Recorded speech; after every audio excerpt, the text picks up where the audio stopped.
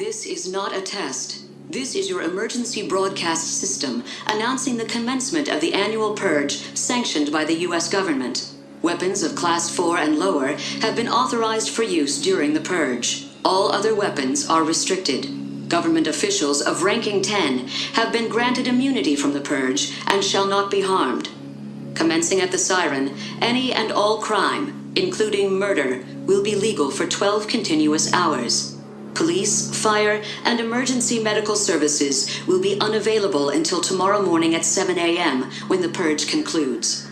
Blessed be our new founding fathers and America, a nation reborn. May God be with you all.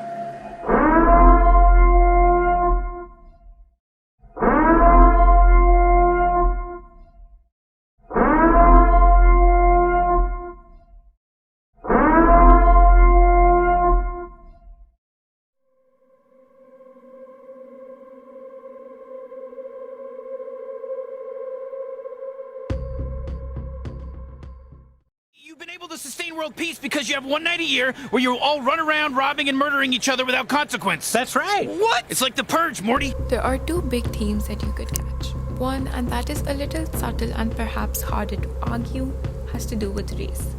Sociologists like to pay a lot of attention to race, class, and gender. The new edition, you felt? Because they're sort of fundamental dimensions upon which inequality is based. And race is something that features in the film unintentionally. The filmmaker might have made an unintentional comment on race. The second, more pronounced theme, which feels far more intentional, deals with social class, power, and wealth. And a third theme would be crime. The idea that one time out of the year anyone can commit any crime and nothing is illegal brings the definition of social control to a new level. While people conform because of the fear of punishment or because norms have been so internalized as to become self-controlled, the movie shows how fear itself becomes institutionalized as a type of social control to quell social ills. Citizens fear the existence of the annual purge, which is not a form of punishment, but a condition of normlessness in which there's actually no punishment. As such, the purge becomes a new kind of tool to control the population. To another successful year of the festival, pitting poor people against each other for thousands of years. In the movie, the upper class gets more protection during the purge. The conflict theory is the idea that society is made up of different groups, classes, and that they must compete for resources. There are two groups, the power group and the oppressed group. In the power group, individuals have control of society and the structure. For our country.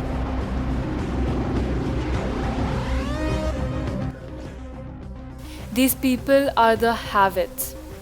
Society provides them benefits and power. In the oppressed group, individuals have little control over society and structure. They are the have-nots. Society is against them, and so they can't have power. This creates conflict between both groups and leads to social problems and inequality. The film relates to the concepts of social class along with that and the power of privilege and wealth. The 1% of population in our society that have a crazy amount of money are immune to a lot of the problems compared to those who fall under the working class. The Purge creates a society that can deal with these problems, but it's the people who control the laws, who are rich and who created the Purge, that are the safest during this night.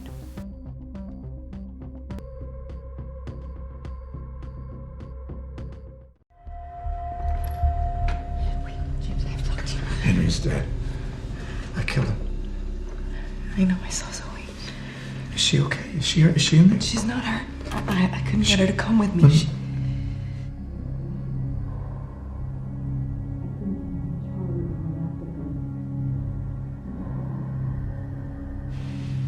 What are we gonna do? I have to show you something. Oh God, I know.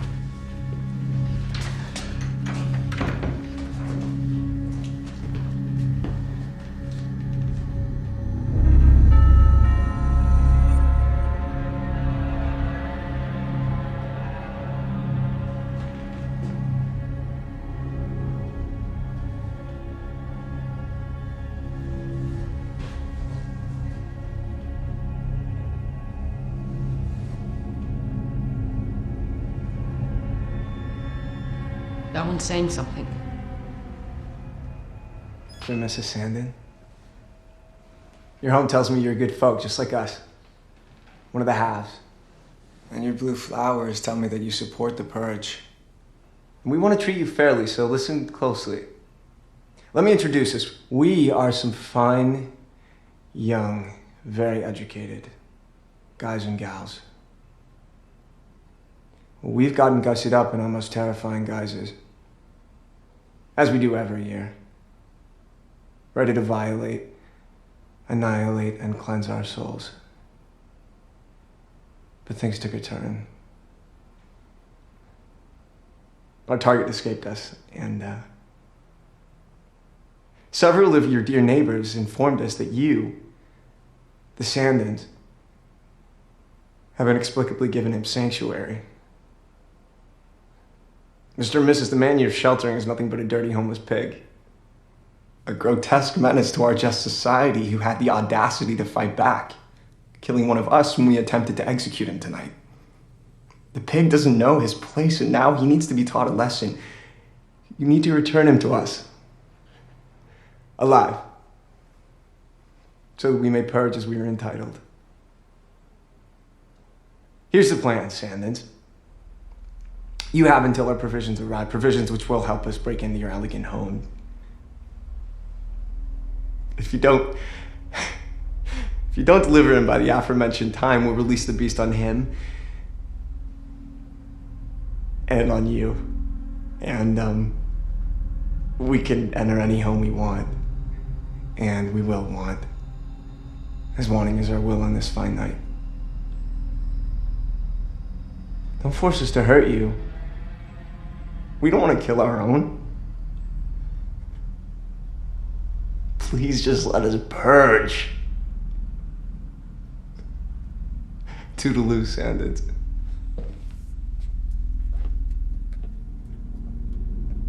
Cut it now. As you see in the clip, the class conflict is prevalent as the scene radiates tension between clearly elegant masked Purger and the distinction he makes between his kind and the rich upper class, with the mere stranger whom he calls a dirty homeless pig. And as Rhea had explained, the power group and the oppressed group. So the power group in this scene is the agonistic wealthy group of mass purgers who have invaded the Sandin's house, determined to capture his homeless guy. And in the oppressed group, it shows the homeless man, or as the arrogant purger puts, the pig who doesn't know his place and now needs to be taught a lesson. Why don't you guys do it?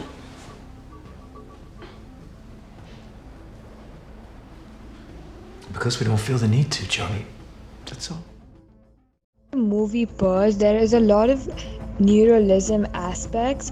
Neuralism is a concept that suggests a free-floating market with no rules or trends. It gets rewarded, again, gets sanitation terms of market success.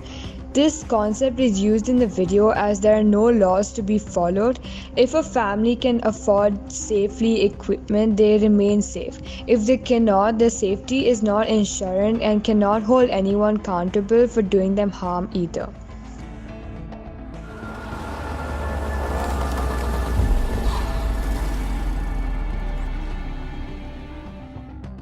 We see examples of wealthy people getting off and not being held to the same standards or the same laws that the poor people are held to every single day, and in different situations.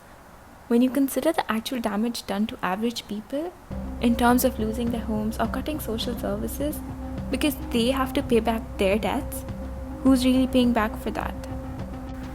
There's this idea that social services are a drain on society, and so the United States demonize the poor and deny them social services where they need it even more. A simple example is food stamps. I mean, it's a great program, but every time I think about it, it's always talked about in a derogatory manner. As long as we're able to do that, where we're able to make it shameful to take food stamps, we're really not gonna see a drive to increase funding to these social services. So, do we really see the purge happening in the real world? I don't think so, not anytime soon.